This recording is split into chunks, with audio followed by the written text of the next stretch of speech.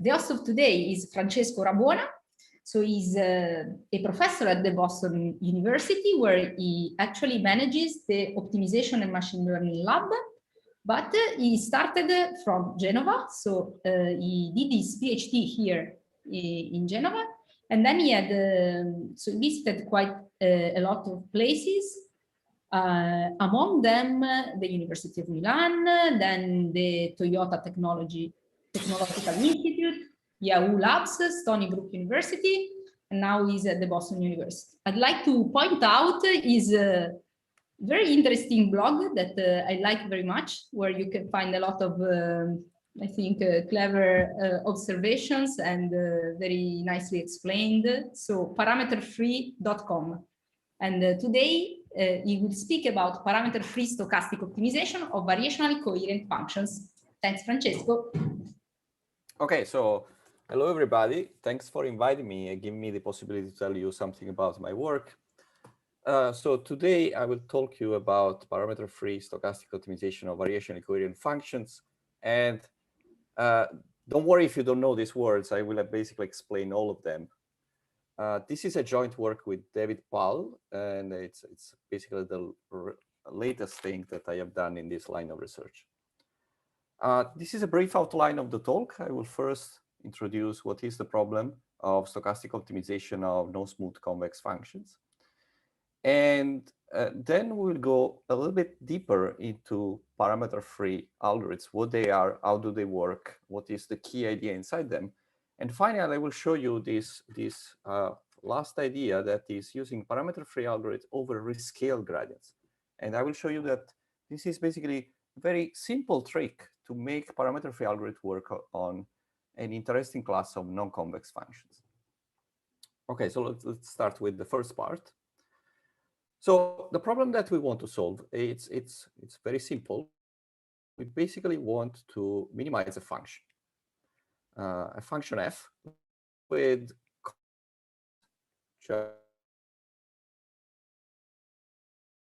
will not assume anything about the function smoothness. I will not assume curvature. And the other thing that I want you to notice is that we are minimizing over the entire space, so the domain is unbounded. And I'm pointing out these things just, for the optimizer among you to understand, what are the technical challenges here. Now, this is basically why we are interested in this problem, because this is a fundamental problem in machine learning. At the end of the day, in machine learning, when we minimize the training error, we are solving this kind of problem. But also, when we are interested in obtaining good tester, it's still the same problem. It's just a stochastic version of the same problem. And so this is a very fundamental problem in these days. Now, what do we know about this problem? How can, in order to solve it, we will assume that we have access to a first-order stochastic oracle. This means that basically we have a black box that will give us noisy estimate GT of the gradient of f in any point x of t. Okay, and in particular, we will assume that the condition on the past, the expectation of GT is actually equal to the gradient that we want to calculate. We will also assume that the stochastic gradients are bounded. And I know this is a strong assumption, but it seems needed for the theory, and it might be a fundamental limitation of these kind of approaches. And so let me give you a practical example of all these. Let's say that, for example, you're using your favorite deep learning framework, for example, PyTorch, TensorFlow, and you are using a mini batch to calculate the gradient. That is exactly a stochastic gradient of this form. Now, I talk about gradients, but if the function is convex, you can use subgradients, and basically everything will go through. It doesn't really matter. But just to keep everything simple, I will just mention gradients throughout the talk. Now, what is the most common algorithm that we use to solve that optimization problem, given the black box oracle that I showed you? It's basically stochastic gradient descent. And now I'm sure everybody have heard at least once in their life stochastic gradient descent, but just to refresh your knowledge, stochastic gradient descent is just a very, very simple algorithm that in each step moves in the negative direction of the stochastic gradient gt, multiplied by eta t here, that is called the learning rate or the step size, that is a key quantity. It's a key quantity because if you don't choose that number, that single number there in the proper way, you will have terrible performance. Terrible in the sense that most of the time the algorithm will converge anyway, but it might be the difference between converging in 1 day and converging in 1 month. So choosing the correct learning rate, it's sort of a black art. And to understand how important this problem, you can just look at the ridiculous amount of papers that we have just on how to choose the learning rate properly, how to adapt this learning rate, and all sorts of fancy tricks just around this single number here. Now, why is this so difficult? Let me try to give you some intuitions. So let's say that we want to minimize the function absolute value of x minus 10. Now, this is basically this function here. It's a one-dimensional function. When I say that we want to minimize it, this means that basically I want to find the optimum here. And how do? I do exactly using stochastic gradient descent that I showed you before. So this means that I start from a point somewhere, it doesn't matter. Let's say that I start from 0. And in each iteration, what I do is that I evaluate the gradient or the stochastic gradient. And the gradient tells me in which direction the function is decreasing. And in particular, the negative direction, the negative gradient is the direction in which the function is decreasing.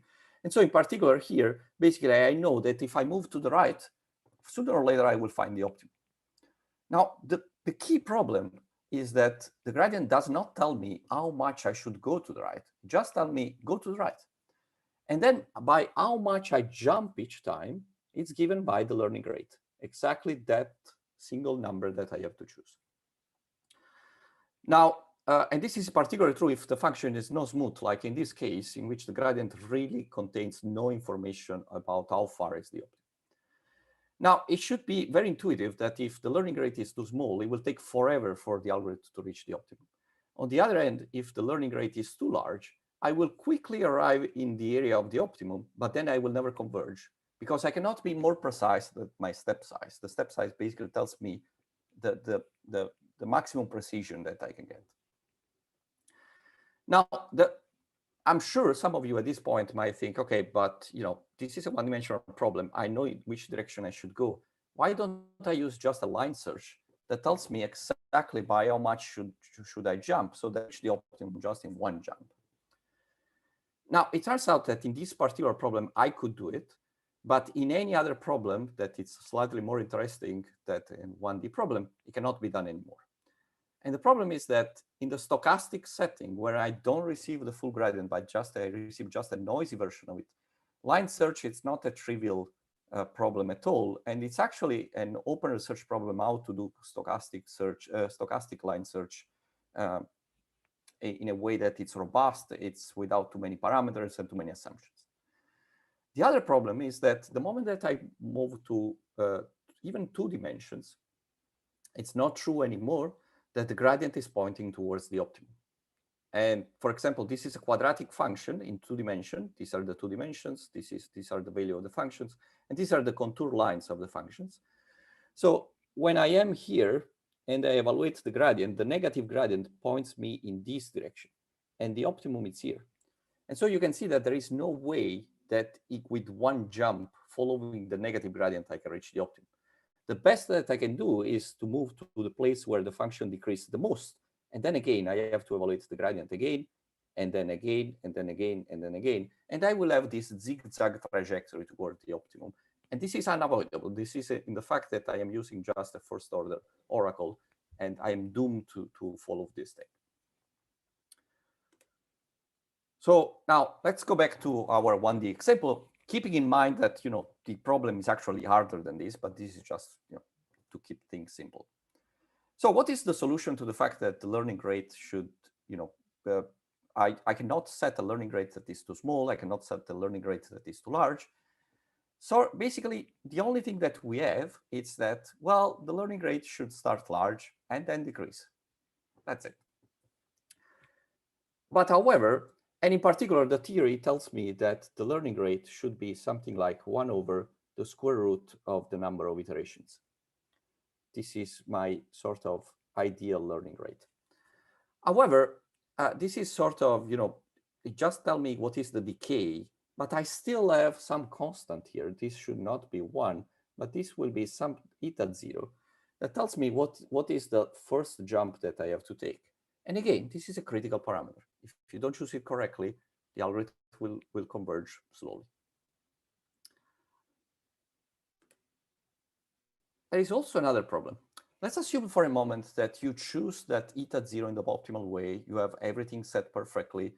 Your learning rate is finally the right thing after millions of attempts.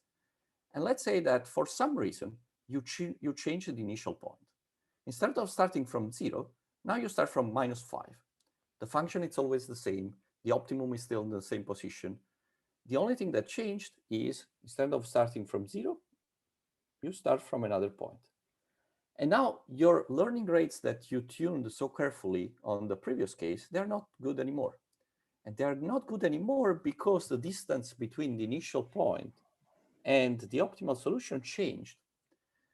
And so you have to tune again the learning rate because it's just, the optimum just moved away from you. And so the key thing to remember is that the optimal learning rates depends on the distance from the optimal solution to the initial point. Okay, and this is another critical aspect of the difficulty of tuning the learning rates because you don't know where is the optimal solution. You have no idea how far it is from you. It could be arbitrarily far. Now, let's go back. Let's go to the theory and let's see what the theory says. As I told you before, the theory says that the learning rates that you should use, at least in the worst case scenario, are something like eta 0 divided by square root of t, where square t is the iteration number of the algorithm. And you have that the theory tells you that after capital T iteration, your convergence rate will have this form. So how far will be f evaluated in x t, capital T, by f of x star is bounded by this quantity. Now, in this quantity, there are two terms. This term here in parentheses is a constant. So let's ignore it for a moment. And then you have 1 over square root of capital T. So this means basically the more iteration you go, the more this thing will go to 0. And so basically you are converging. Everything is fine. Now, the point is that this is only telling you that you're converging, but let's see also the constants in this rate. And the constants in this rate, they depends on eta 0 that is appearing trading off these two terms. And G square here was the bound on the stochastic gradients. You can think of it as the Lipschitz constant. And here it's the distance between the optimal solution and the initial point. So this means that if you solve for 0 here, you would get that the optimal eta 0 is solution nx star divided by the Lipschitz constant. And if you could do that, you would obtain this optimal convergence rate. So that's great. We solved what is the optimal tuning for the learning rate. And you will see, even in these days, theory papers in which they actually state this as a solution. They say, okay, this is it. You just have to do this. Unfortunately, you cannot do it because you don't know x star. This is the entire point. You are optimizing a function to find x star.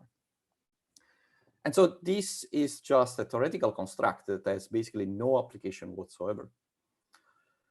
And this is not only a theoretical problem, this is a very practical one. In case you never tried to tune learning rates in your life, let me give you a brief snapshot of what it looks like. Basically, you run SGD. Every time you choose a different eta 0, you do one pass over the data set, just to keep things simple. And then you test the test loss at the end of this procedure. This is a regression data set.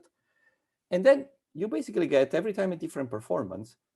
And in order to find the best at eta 0, you don't have any other way than trying all of them. Sure, there is one that will give you the best performance, but again, you found it just trying all the possible learning rates.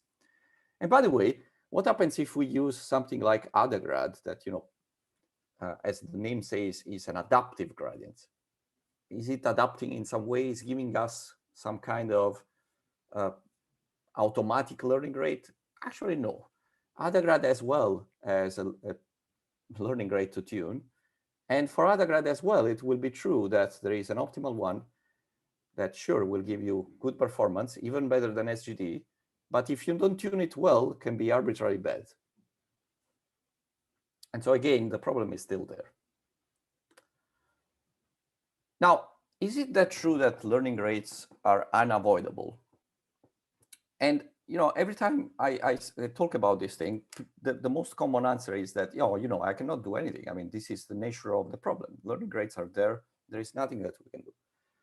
So I found that the most difficult thing to do is to convince people that this is not true. So let me give you an example to put you in the right mindset. Let's say that you have 11 numbers, okay? And I tell you that you want to minimize this, you want to solve this optimization problem.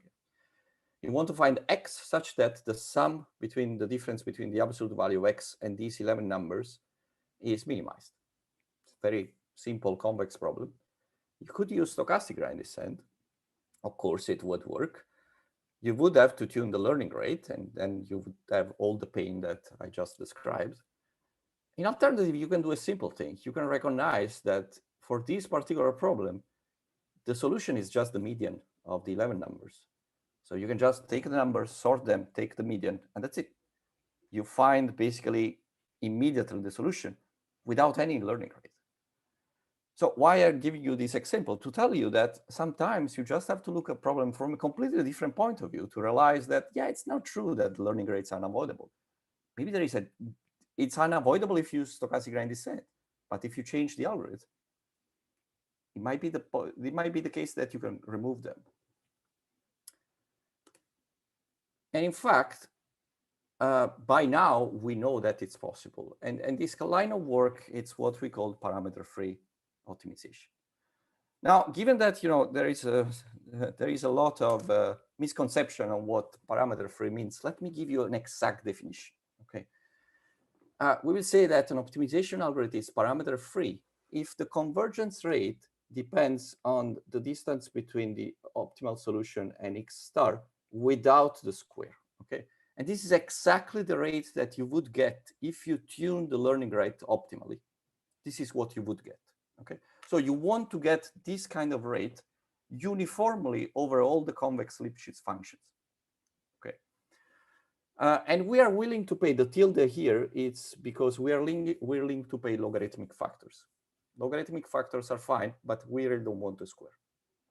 And so basically, in words, we want an algorithm that has basically the optimal performance as if we tune the learning rate on each single function without having to tune anything. But Francesco. Now, yes. So maybe we didn't understand. So what prevents? So how does this not include the optimally tuned step size? Because it wouldn't be uniform. But why? I mean. No, the problem is that how is this parameter free and not just an optimal algorithm? The point is that the one that is basically choosing the optimal learning rate, yeah, you can only do that in the batch case. If I give you a stochastic optimization problem, how do you actually choose the best learning rate? How do you actually evaluate the function? In order, there are also sort of annoying details here. I only told you have access to stochastic gradients. That's it. You have nothing else. Now, in order to understand that the optimal learning rate was the right one, you have to try a bunch of them, and then you have to test the optimal solution for a bunch of them.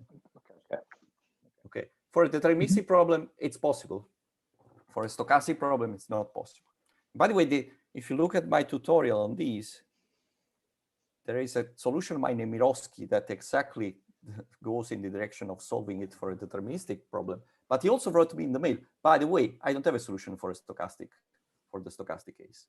Okay. So the emphasis here is that the only thing you know are the gradients, and you cannot cheat and say, I know the norm of the function or something like that. Right. But exactly. For example, G you know.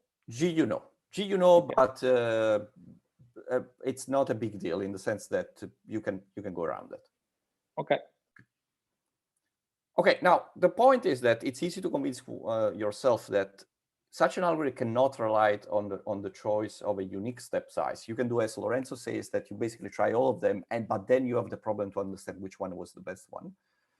Otherwise, you really need an algorithm that basically is implicitly trying a bunch of step size at the same time, or even explicitly. For example, MetaGrad, it's basically using a bunch of step size at the same time, and then has an algorithm on top that is deciding which one is the best one. But the algorithm that we prefer, and the one that we actually call parameter free, are the one in which the step size is not there anymore. We just don't have it. And this is why the name, where the name comes from, parameter free, because the step size is just not there anymore. And there is by now a bunch of papers, and I want to put the emphasis just on the first two. This was the one on learning with experts, and this one was for online convex optimization. And basically, all the other ideas are just mix and match of the ideas in these two papers. I mean, these are basically the the giants on which we are standing on.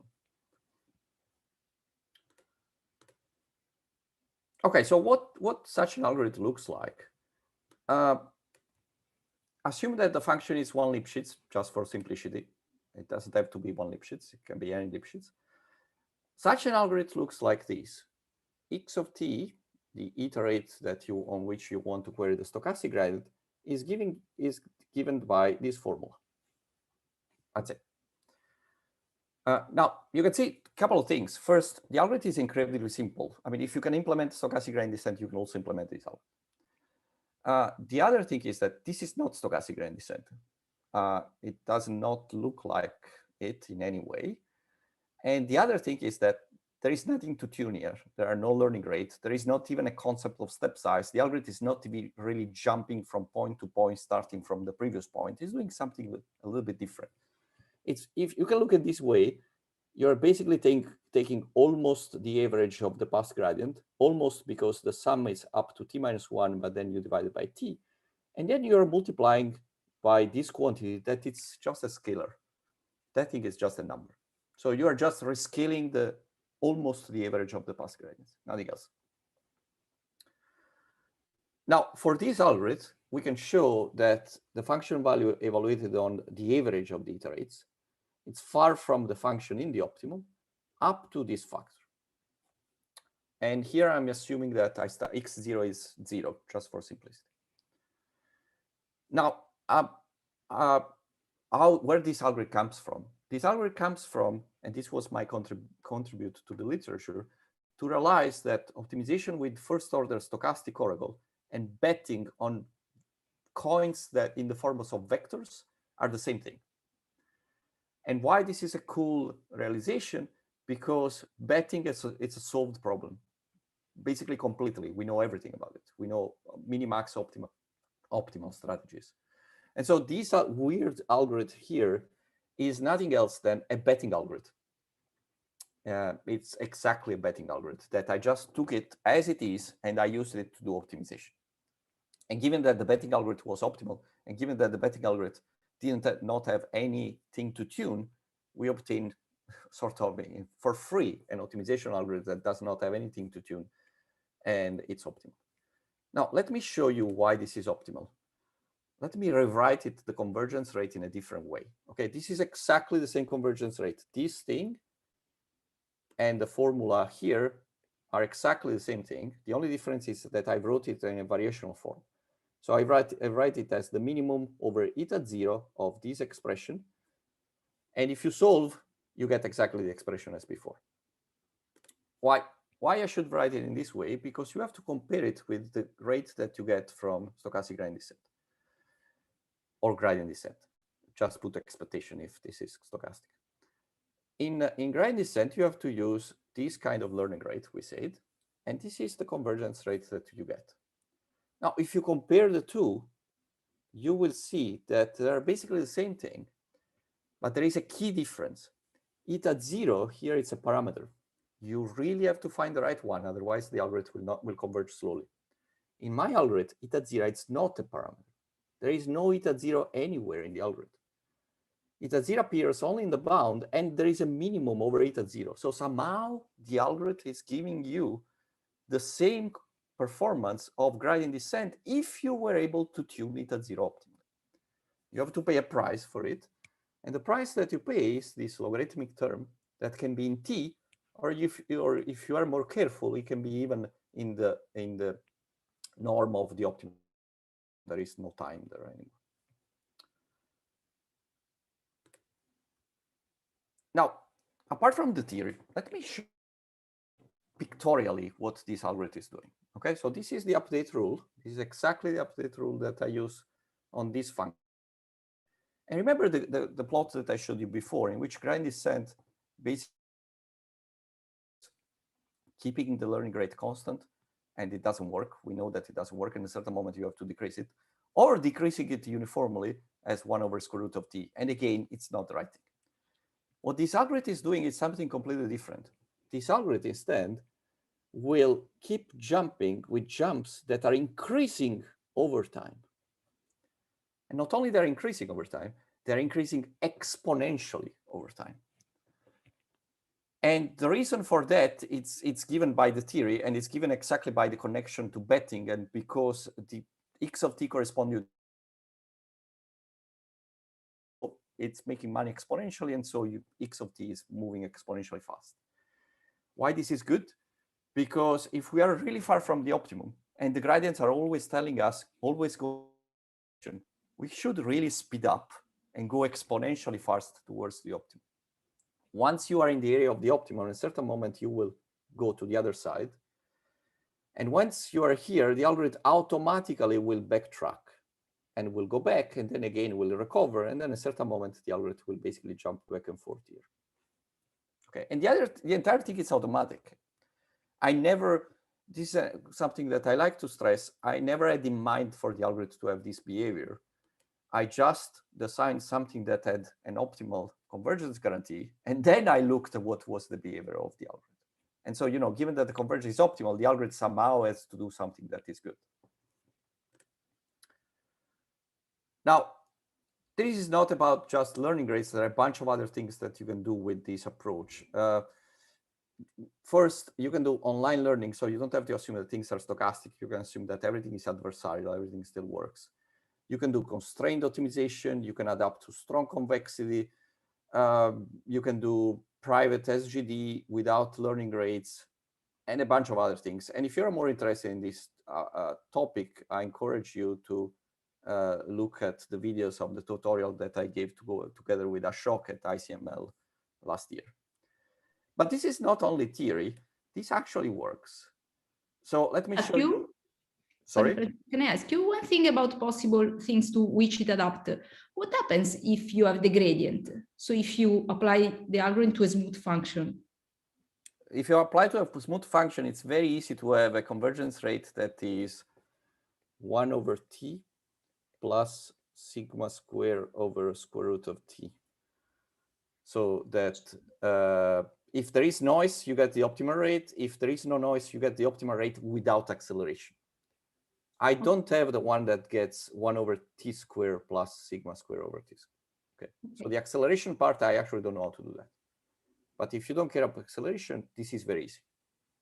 Okay, thank you. Now, let me show you what happens when you actually use some data sets. This is exactly the same data set that I was showing you before. Where there is SGD, there is ADAGRAD, there are all the possible learning rates that you try. And the black line, it's my algorithm. This is one of them because, I've been working on this topic for a while, and I generate a bunch of different algorithms. One of them is called Pistol, and it's in the VW library from Microsoft. So you can just try it. The option is -- Pistol. And it's a black line because you run it once. There is nothing to tune. There are no learning rates. So it's just one run. And you get basically the same performance of a tuned ADAGRAD without tuning anything. And this is another data set, same behavior, and another data set, same behavior. So again, it seems that it's actually doing meaningful. It's not just, just theory for the sake of theory. However, the single question that everybody asks at this point is that, yes, yes, cool, but does it work on non-convex functions, where by non-convex function they mean, does it work on deep learning? And the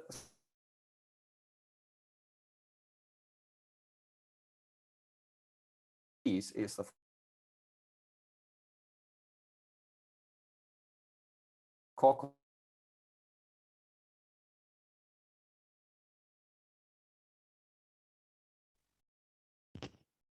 Kaggle competition to train connection problems. No, sorry, say it again. now we had some trouble hearing you. Can you repeat from I don't know, 20 seconds ago? Did. When you said deep learning, the connection stopped working.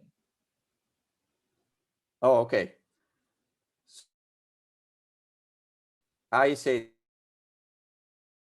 that I have to show you that this actually works on deep learning too is that I have a variant of this algorithm for deep learning called COCOB, and somebody downloaded, used it to win a Kaggle competition to train LSTMs. And when somebody, this is stronger than any experiments that I showed you, because when somebody use it to solve a completely new problem without tuning anything, I mean, I really don't have a stronger piece of evidence than this. However, the unsatisfying thing is that when I designed this algorithm, the theory was only for the convex world, and I didn't have anything for the non-convex world. And so there was absolutely no theory. So now, how can we change the algorithm to make it work for the non-convex world as well? Now, we have to go a little bit into this algorithm and understand a little bit more. Now, how cool was this connection between betting and optimization? But it turns out that not many people picked up on it. So let's try to describe it in plain optimization terms. There are basically two frameworks to design optimization algorithms, first-order optimization algorithms. On-line mirror descent, follow the regularized leader, nothing else. Now, on-line mirror descent basically says, at each step, you want to minimize a first-order approximation of your function that you can construct with the gradient. The only thing that you need is a gradient or a subgradient or a stochastic subgradient. But at the same time, there is a Bregman divergence term that basically says, sure, minimize the Taylor expansion, but do not go too far from the current point. Okay, and you want this term because this is a linear function. If the domain is unbounded, the minimizer does not exist. So you have to constrain it in some way. The alternative view is what we call follow the regularized leader. Follow the regularized leader then says minimize the sum of all the functions that you get up to this point. This comes from the online learning world, plus a regularizer that can change over time. Okay. Notice the difference here, the regularizer is fixed, but there is a learning rate that is changing. And instead here, the regularizer is changing over time. Now, when I use, yes. Sorry, because so the first line, the OMD is co-share with respect to your setting, but here FI, what is it? Right, so FI, basically when we use it FTRL on linearized function, FI are just the linearization of the function F in the previous iterates. Okay, so these are exactly the FI. Again, this is a linear term. Again, you can construct it just needing the stochastic subgradients. This term, it doesn't matter in the optimization, the same here, and this term as well. And so in the end, you just end up with linear terms in the gradients. Okay. Now, this algorithm, FTRL, in the optimization world is known as dual averaging by Nesterov. What is the intuition that Nesterov gave when he designed this algorithm? He said, this is better than online mirror descent because the gradients enter with the same weights. Okay, let me show you why this is the case with an example. When I use the classic regularization that I use in OMD is 1/2 square norm of L2. Let's say that the domain is the entire RD, and OMD becomes just stochastic gradient descent. Okay, every time you minimize, you have x of t plus 1 is equal to xt minus eta tgt. And so you can unroll the relationship and you get this. You see, each gradient is multiplied by learning rate, and given that the learning rate is decreasing, the latest gradient, they enter into the formula with the smallest weight. Nesterov didn't like it. Nesterov said, if I use FTRL instead with this kind of regularizer where you see that now the learning rate is here, when I solve that formula that I showed you before, I get this alternative update rule. And the key difference here is that I sum first all the gradients and then I multiply it by the weights. And so now all the gradients are entering with the same weight. Now it's important to notice that Nesterov just gave an intuition on this. He didn't show in any way that this is good. He said, I strongly believe that this is the right thing to do. And that's it. I'll design an algorithm that does this. Now, most of the time, you will get that the performance is the same for the same algorithms. Empirically, and also from a convergence theory point of view, nothing really changes. So we only have the Nesterov intuition up to this point to justify one against the other. And the other thing that I want to stress, and this will be important in the following, is that if I use a step size of the form 1 over square root of t, the iterate move as square root of t. Okay, so you're moving as square root of t in the best case. You know, when the algorithm is really moving fast in one direction, that means that all the gradients are aligned, you are moving as square root of t. You cannot go faster than that. Now, where that algorithm that I showed you before comes from, apart from the coin betting interpretation, it can be interpreted as FTRL or dual averaging. Just plain FTRL dual averaging. The only thing is that the regularizer has a particular form. The regularizer has this weird form here. And this regularizer is particularly annoying to use because it's not strongly convex. And basically 99% of the papers that use FTRL or MD, they use a regularizer that is strongly convex. This is not strongly convex. The proof is very, very different from the usual ones, because in the usual ones, you will have these terms that they sum up to a square root of t terms. Instead, in this kind of algorithm, these terms will be killed completely. They are negative because there is an additional negative term that will kill the terms. Okay. Now, what's the particularity of this kind of update? The update here becomes the gradient of the French conjugate of that regularizer, evaluated in the sum of the negative gradients. And so it has this particular formula here that once can show that it's basically the approximation of the formula that I gave you before. And why I'm showing you this formula, because if you look at it, if all the gradients are aligned, now x of t moves exponentially fast. This is exactly the property that we want. If all the gradients are pointing in the same direction, move exponentially faster. And this is just given by the fact that the regularizer is this shape, where the key thing is that there is no square here. Okay.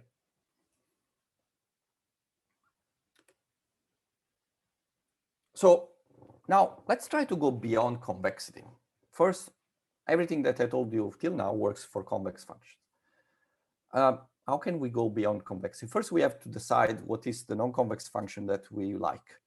And there are basically an infinite number of non-convex family of non-convex functions. So a classic one that we can use is the following one.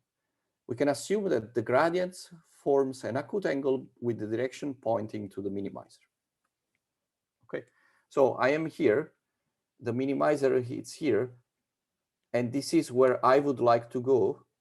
The gradient can be basically at most almost orthogonal, but it must be a little bit less than orthogonal with respect to the direction. This is the only assumption that we make. Okay, this class of function is very general, and it contains convex, quasi-convex, tau-star convex, pseudo-convex, PL functions, anything that you can think of, basically, it's contained in this class of functions. There is still a very strong assumption that the minimizer is unique, but it's a very weak assumption in a certain sense, and it's also a classic one. There are classic papers in which they analyze SGD under this condition, and recently this condition has been called variationally coherent. And so instead of just call it that condition from '98, I use the same name and I call this condition variationally coherent. So this is the class of function that we are interested in. Variationally coherent are the ones satisfy this inequality. Now, an example is, for example, this one. If you have this function for d greater than 2, you have these kind of contour lines, and you can see that the function is non-convex, it's not quasi-convex, it's not star convex, it's just a weird function, but still satisfy that condition that the gradient always gives me an epsilon of directions towards the minimizer.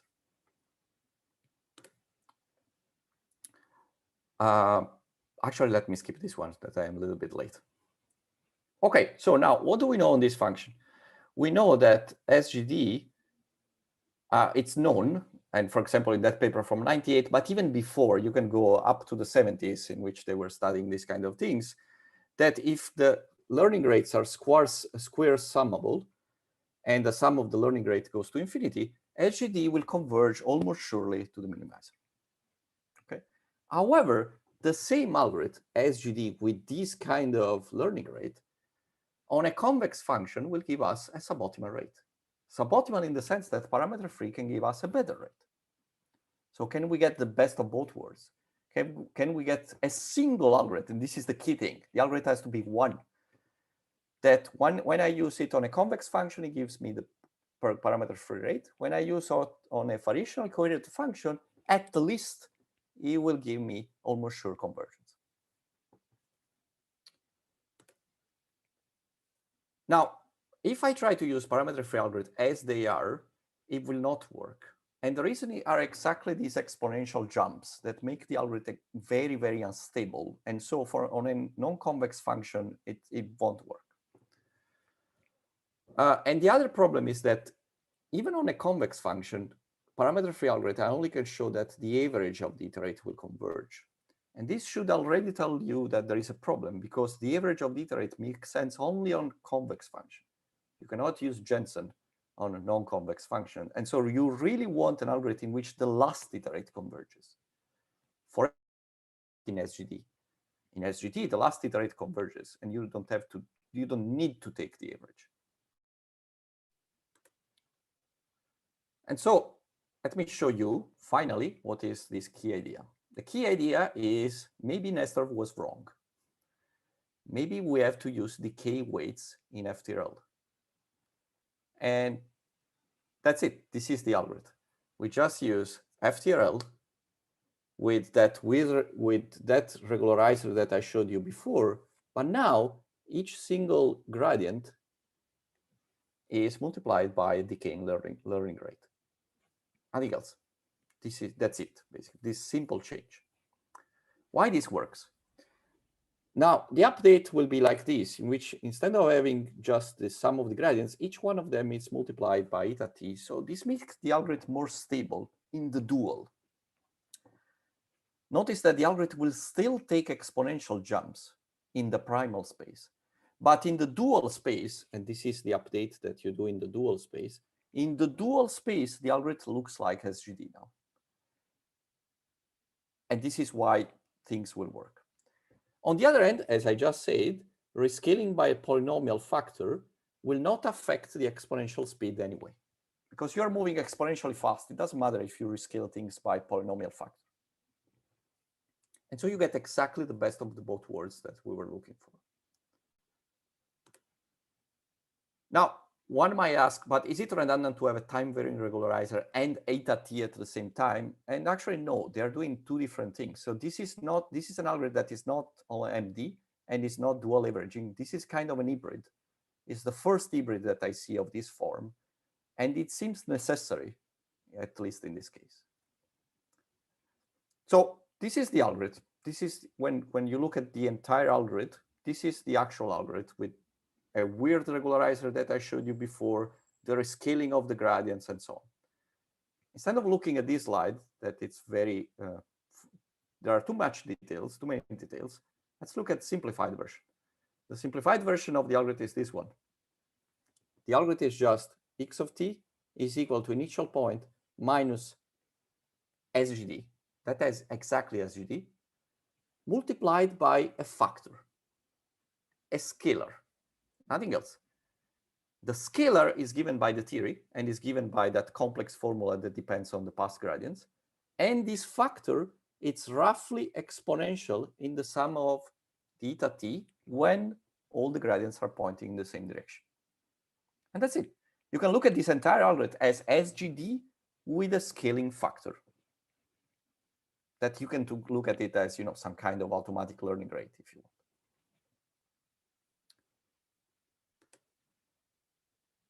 What we can show for it, we can show that the average of the iterates with these are not really learning rates. These are, let's say, rescaling of the gradients of the form 1 over gt to the alpha for any alpha between 1 alpha and 1, where 1 alpha is not included because you need the gradients, these weights to be square summable, will converge to a rate that is the optimal one with almost the optimal one with respect to x0 minus x star. You see there is no square. The only thing that is missing is the square root around the log, but otherwise is optimal. And the dependence on t is also optimal in the sense that if you were using SGD with the same learning rate, you would obtain exactly the same dependency on t. So you get the best of both worlds. Let me skip the proof. But not only that, you have also that the same guarantee holds also for the last iteration, not only for the average. And again, let's skip the proof. And finally, if we are on a variationally coherent function, we have that almost surely xt will converge to x star. Now, the proof here, it's a little bit complex, but let me spend a few words on it. And this is really the main contribution of the paper in the end. The idea is the following. You have to construct a certain quantity, and you show that it's a non-negative super martingale. And from this thing, you will know that the Bregman divergence with respect to a regularizer that is non-strongly convex, stochastic, and changing over time, this thing will converge to some B infinity. You don't know how much is B infinity, but you know that it's a finite quantity. Then you show that the xt minus x star, it's squeezed by the Bregman divergence. And again, this is not trivial because phi t is not strongly convex. So you have to do a local analysis of the curvature that is possible only because you know that this quantity is finite. And so this squeezing here will imply that if this Bregman will converge to 0, also xt minus x star will converge to 0. Then the last step is to say that the sum of the eta t for the gradient xt minus x star is less than infinity, almost surely. And this is the only easy part of this proof. This is the standard thing that you have in this kind of proofs. And finally, you assume that B infinity is greater than 0. And immediately you get something that is impossible. And so you conclude saying B infinity is equal to 0. And by the squeezing property, you get that x star is converging to xt is converging to x star. Okay. And really, this is the main contribution here in the end. I mean, this property. Okay, so you can gain even more additivity, and this is sort of an additional thing that we have in the paper, and this is exactly the question that Silvia was asking at the beginning. These kind of weights seem very suboptimal. It's very clear that this is not the right thing. You can use something sort of Adagrad inspired, in which instead of time, you measure time with the sum of the previous gradient squared. And in this case, you have that if the function is moot and there is no noise, you get 1 over t rate. If the function is just the same as before, you get exactly the same rates as before, nothing changes. And it works again even on variationally coherent. So you don't lose anything in a certain sense.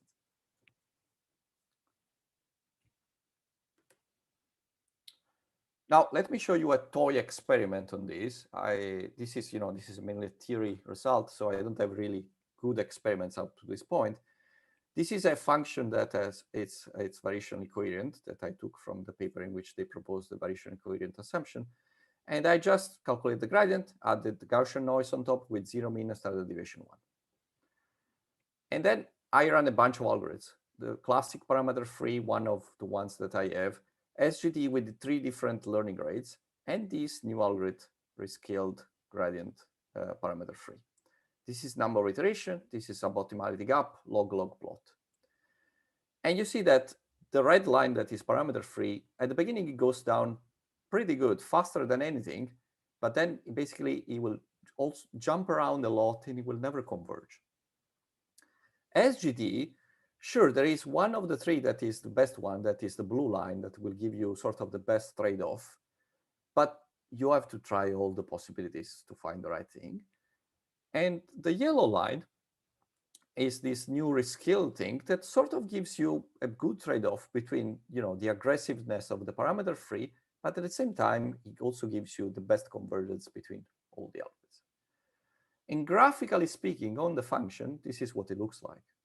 The red line is the parameter-free, that it's really, really aggressive at the beginning, but then it arrived here around the optimum, and it will just jump all over the places, because again, the last iterate is not converging there. And instead, you have the yellow line that very smoothly will go down and reach the optimum. Okay, so I am terribly late. Let me just say a few words about what are the limitations and future works.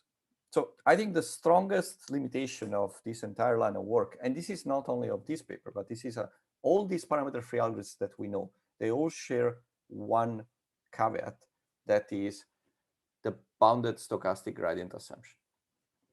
Okay, now there are ways to go around it, in the sense that you don't have to know G beforehand, as I was telling Lorenzo at the beginning of the talk. There are papers in which, for example, by Ashok, in which they found a way, and even Freegrad, that was last year, beforehand, the algorithm will do everything automatically. That the function has still to be Lipschitz. The intrinsic limitation that we have is that we don't have a way to make this parameter-free algorithm work only on smooth function. We can make it work on function that are smooth on Lipschitz, but not smooth alone. Okay. The other thing is that the open problem is that we don't know if this rate is actually optimal for convex function, because the lower bounds that we have are for online learning. And there is sort of a meta theorem that basically says every time we have a lower bound for online learning, this corresponds to a lower bound for stochastic optimization, but we don't have a statement. And so we actually don't know if these rates are optimal or not, even if for sure they are better than SG, at least that. Regarding to future work, the first thing that I will do regarding this thing that I just showed you is that this entire thing was motivated by theory. And I'm completely aware of the fact that every time you have a theory algorithm, to transform it into something practical, it always needs some work. It's never the case that a theorem becomes a successful empirical algorithm. And so I expect here a lot of work on tweaks and hacks to the algorithm in order to have something that can be used, for example, on deep learning. And the last thing that I'm pretty excited is this idea of FTRL with rescaled gradients. I mean, I found that this is necessary for this approach. It might be a third framework. I mean, think about it. We basically have 2 frameworks for optimization, and now suddenly we have a third one. I'm pretty excited about the possibility that this might open. And so that's it. I like to conclude these talks always with this first line. I think it's very important. If you want to forget everything about what I said, there is one thing that you should remember. Learning rate in stochastic gradient descent for convex, even quasi-convex Lipschitz functions are unnecessary. You don't have to use my work based on coin betting. You can use anything you like, but just remember that they are unnecessary. Every time you're tuning a learning rate for a class of function like this, you're wasting your time. And parameter-free are the best and maybe optimal algorithms that we know for stochastic optimization of no-smooth convex functions. And this small trick of rescaling the gradients allow to use them even on variationally coherent functions without basically losing anything on the convex world. And so you basically get still the good rate, possibly optimal on convex world. And now you also get the possibility to work on a large class of non-convex functions. Okay, so that's it. And thanks for your attention. Thanks, Francesco, for the interesting talk. So I think even if we're a bit late, we have the time for some questions.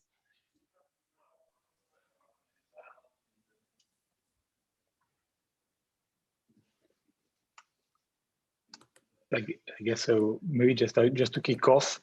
So so what about about the story of bounded gradients? If you just consider, square laws, quadratic, like quadratics, or yeah, something like no simple like that. Can you that's because that's a very special case, right? So right. Unfortunately, no, I cannot find a way. I'm not saying that it's impossible. I actually hope that it's possible, but so you tried and you didn't manage. Yes. Okay. I also had sorry. Yeah. I also had another curiosity again about that you stimulated a bit about the possible combination of accelerations. So the interpretation that you gave as a dual coordinate ascent, so cannot suggest, let's say, an inertial version of your algorithm in some way? Sure. I mean, the fact that the algorithm in the end is FCRL might open, actually, here basically, it might open the door to make an accelerated version of it. It's completely possible. There are some technical problems. The proofs technique that I know when you use acceleration are the ones in which, for example, Jake Bernetti, the one from online learning, let's say, in which basically you have a primal and a dual that are sort of collaborating to solve your problem. And what you do is that you pass to the primal something that it's rescaled by time. This is incredibly annoying for this algorithm because it means that now the gradients are bounded by t. And so again, you have this problem of the bounded gradients that will, and so we still don't know exactly how to do that. Thank you. So other questions?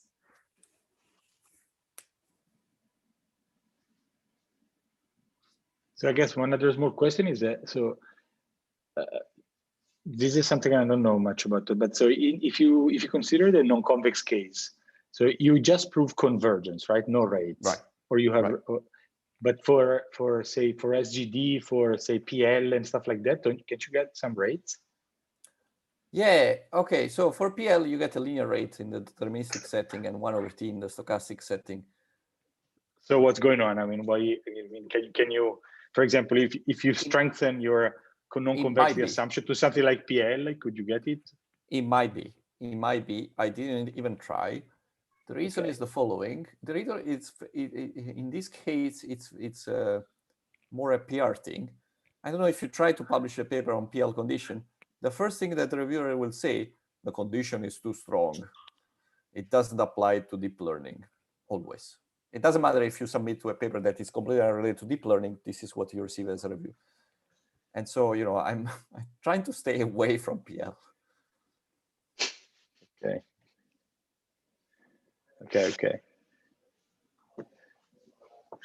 Well, I like Polyak. Sure. Instead, assuming it locally instead of globally, that would be much less. Oh, right. Assuming locally. I mean, there are papers in which I think one of the best ones is one by Alan Zhu, in which he never mentioned PL in the entire papers, but if you look carefully, what he proved is that in deep learning, if you initialize things in the usual way with high probability, you are in a neighborhood where the PL condition holds. And then he can show that if the learning rate is small enough, you never leave this neighborhood and you converge linearly. And this is great. Unfortunately, with these parameter-free algorithms, there is no guarantee that the learning rate is small enough. You can go arbitrarily far. Even in the non-convex case here, I proved that the iterate are bounded. That first claim that we did about the Bregman, this thing basically says the iterate are bounded. But this radius, it's not decided by you in any way. And in particular, the noise will play also a big effect here on deciding how big is will this thing. And so you might leave the region in which the PL condition was holding originally, and you might end up in a different, basin of attraction, basically.